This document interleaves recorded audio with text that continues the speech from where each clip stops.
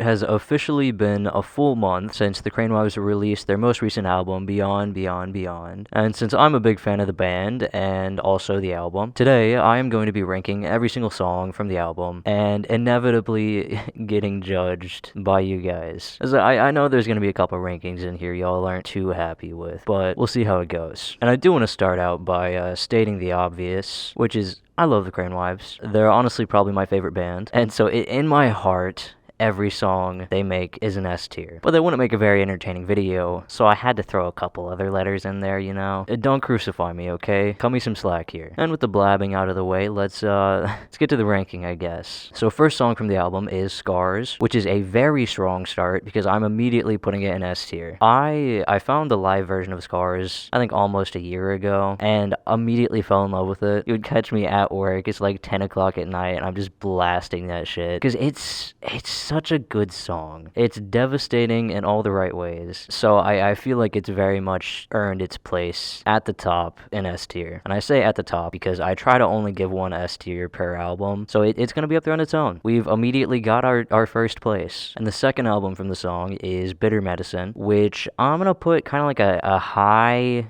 B tier. So I don't know, I'll be honest. When it first came out, I was not a big fan of it. I listened to it a couple times and it just really didn't hit. It didn't speak to me, you know? But maybe about a week later, I gave it another chance, and now I fucking love the song. It's a very solid, very catchy song. But I also just don't really listen to it that much or seek it out. So, like I said, high B. And the third song from the album is Higher Ground, which I am going to put in C tier, unfortunately. I don't know, it doesn't stand out to me that much. Every time I listen to it, it's just kind of a background song, you know? It's not one that I actively pay attention to, or dare I say, sing along to. It's just kind of there, and like, it sounds nice. It's kind of fun, but that's about it. So I'd say it's earned its place in C tier, unfortunately. And the fourth song from the album is Predator, which I am going to stick about like a low A. Look, when I first saw the track list for Beyond, Beyond, Beyond, before the album was released, I saw the title Predator, and it was one of the songs I was interested in coming out. You know, I saw the title, and I just immediately thought, now that is an Emily song, if I've ever seen one. And surprise, surprise, I was right. It is, in fact, an Emily song. And it's a good one, too. I like it. It's fun. So, yeah. Low A. Only low because I don't listen to it a whole lot, but when I do listen to it, I have a good time. I jam out, I sing along, you know? And the fifth song is Say It, which this is the controversial ranking I mentioned earlier, because I'm gonna put it in C tier. Now, I don't know how controversial that actually is, but I know there were a lot of people I saw that were ready for Say It to be released, and they were so happy when it came out, so I've probably just made those people angry. But I don't know, it just, something about it just doesn't hit. It's just kind of there, you know? It just kind of exists.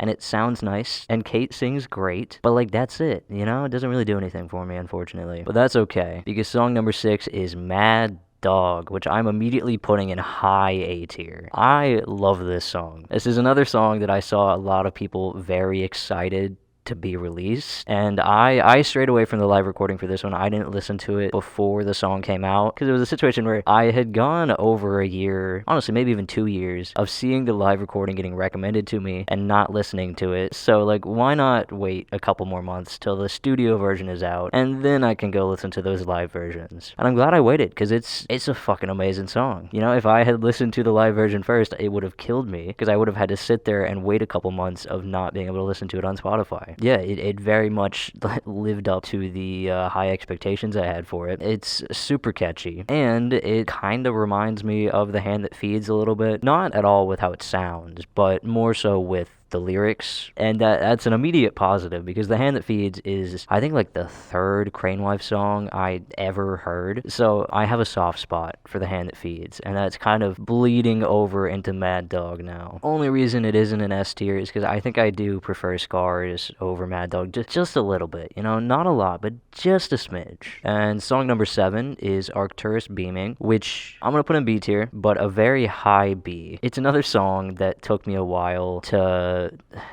what's the word? It took a while to grow on me whenever it first came out, which I've noticed is just a consistent theme with Kate songs for some reason. I don't know why. A lot of her songs just don't hit immediately. It takes me a while to listen to it before I actually listen to it. you know? And Arcturus Beaming is one of those songs. I wasn't a big fan at first. I didn't not like it, but it wasn't a song that I would seek out. But that has changed. You know, I gave it a chance, and it worked out, and it's a good fucking song. I especially really like the bridge at the end. I mean, I don't even know if it's the bridge. I don't know Strong's. My light just turned off. What the fuck? I'm just gonna keep talking as I'm trying to turn my light back on. Yeah, I don't know, like, song structures. I don't know how that shit works. So I don't know if it's a bridge or what it is. Ugh. Fuck, I'm making a mess. But, you know, whatever type of song structure it is, it's the part at the end with the talking about this blinding light and how, like, there's more to life than suffering. That's definitely the standout part of the song for me. Okay, well, I think my light's broken. So, we're just gonna have the red one for the rest of the video, I guess. I'll suck it up. I'll deal with that later. I might just have to buy a new one. Who knows? Next is song number 8, Time Will Change You, which I very sadly am going to put in B tier because I got history with this song, alright? It was way back in probably like March or something of 2023. I got recommended a video on YouTube. It was a live performance of Emily playing Time Will Change You. And I listened to it and I fucking loved it. I bookmarked that shit and I just kept going back to it and listening to it over and over again. And so for the longest time, I thought it was just an Emily solo song that, like many others, was not going to have an official release. It was just going to sit on YouTube and that was going to be where it lived. So fast forward to this year, I see the track list for the new album and I see Time Will Change You on there. I was so fucking happy to see it. I was so happy. Yeah, I was so happy to see it on there. It was like, oh, okay, it's getting an actual release. It's not just an Emily song, it's a Crane Wife song, and we're going to have a studio version? Hell yeah. That's what I'm fucking talking about. Then the album came out and I listened to the studio version, and I don't know, it's just, I don't even know how to properly describe what is different about it, but it just feels very, very different from the live version, and not really in a way that I like. You know, I hate being that guy. I hate being that pretentious little prick, being like, oh, the live version is so much better. But in this case, I kind of feel like it is to a certain extent. You know, like, they changed a lot of the instrumental, which I don't have much of an issue with. I do like a lot of the things they do with the instrumental, because it does add this, like, eerie feel to the song, which I feel like suits it. You know, I'm fine with the instrumental changes. That's okay. That's fun. That's interesting. It put me off a little bit at first, but now I see the vision. But the thing that I have an issue with the studio version versus the live version is it feels very flat. It doesn't hit as hard as I feel like a song like this really should. Especially the part after the first chorus. It's the ain't that the way it always goes, some of us float and some of us sink to the bottom. In the live version, that part really sticks out, and that's my favorite part of the song, and I love it. In the studio version, it's just flat. It doesn't hit. It's still a great lyric, it's still nice and somber, but it just, I don't know. I'm rambling at this point, but this is all to say, I'll be honest, I kind of hated the studio version when it first came out, but time has gone by, and I have listened to it more. It's grown on me. I still prefer the live version, but the studio version isn't bad. If it had been like the live version, it probably would have been the S tier song for the album, but it isn't, so it's going to B tier. And who knows, maybe over time it'll grow on me, and I'll prefer it over the live version, and it'll be the S tier song for the album. But for now, it's going to sit in B tier, unfortunately. And you can barely see him, but oh, there he is. I got cats up here with me now. They wanted to join the recording, I guess. So if you see my hands venturing down, it's just to pet them. They're little attention whores. And I have made it to the point in my quote-unquote script. It's not really a script, it's more of a guideline. But I made it to the point in my script where I have run out of rankings. Okay, I guess I just stopped at Time Will Change You. I have not ranked Blackhole Fantasy, Red Clay, or River Rushing. So we're just going to kind of wing it here. But Blackhole Fantasy is an easy A. And I know I say this with every Kate song. But when I first heard it, I wasn't a big fan. But I gave it a chance, and now I love it. I don't know why that's just the case with every single Kate song. Like, I'm trying to think of, like, previous albums and figure out if it was the same with them too, or if it's just this album. But I think it's just always been like that. I don't know what it is. I guess just Kate's just an acquired taste for me, which I hate to say because it makes it sound like I don't like her. But that's not true. I love her. The live album, which is it is my favorite album by the Crane Wives. And the live album, pretty much every song I love from there is a Kate song. I think of the live album and literally only one Emily song comes to mind, which is Nobody. And everything else in my head is Kate. I mean, there's Empty Page, Here I Am, Queen of Nothing, probably some others I can't think of right now. But anyways, I'm rambling. Point is, Blackhole Fantasy, I gave it a chance, and I love it. I especially love that it is 6 minutes long. I think that's probably the longest Crane Wives song we've got to date. Don't fact check me, I could be wrong, but it's a good song. It's nice, it's emotional. That's one thing I do like about Kate songs. She has a way of making a song somehow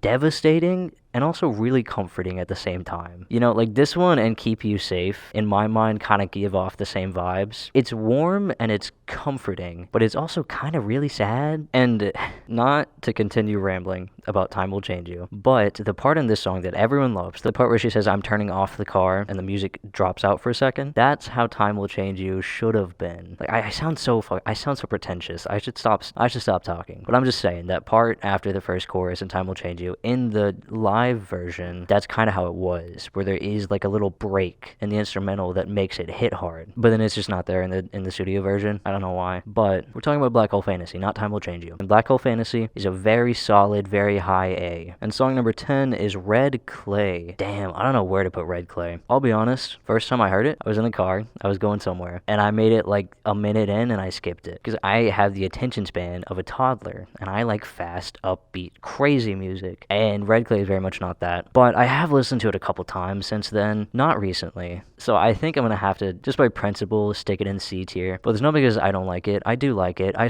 like that Dan is more noticeable in the mix in this song. I don't know why my voice is quaking. Doesn't help that I just woke up, but that's fine. Yeah, I like that Dan is more noticeable in the mix in Red Clay, and that is literally all I remember about this song. So I mean, Dan alone should put it in A tier, but like I said, by principle, we'll put it in C tier. But it is a song that has a very, very good chance of growing on me with time and going up the ranks. And last, but definitely not least, song number 11 is River Rushing. I love this song so much. Honestly, one of my favorite songs from the album. If we're talking songs that were not released as singles, by far my favorite. I don't know what it is, it's just so fun. You know, I love that every now and then the Crane Wives just release a song that is vaguely ominous whenever you pay attention to the lyrics, but at the same time, it's a fucking bop. It just makes you want to move, makes you want to jam. And that's exactly what River Rushing is, and it's fun. You know, whenever I saw the track list, I saw River Rushing, and I was like, oh, is this going to be another Sleeping Giants, Rock Slide, Sowing Seeds kind of situation? And yes, it is, and I love that. You know, sometimes it's nice to take a break from the sad and enjoy the river rushing. Enjoy the impending doom. I've been talking for way too long, and I need to go to work. I need to fucking eat food. I need to take a shower. Ugh.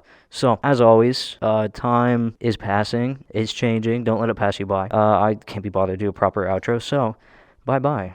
This is the end.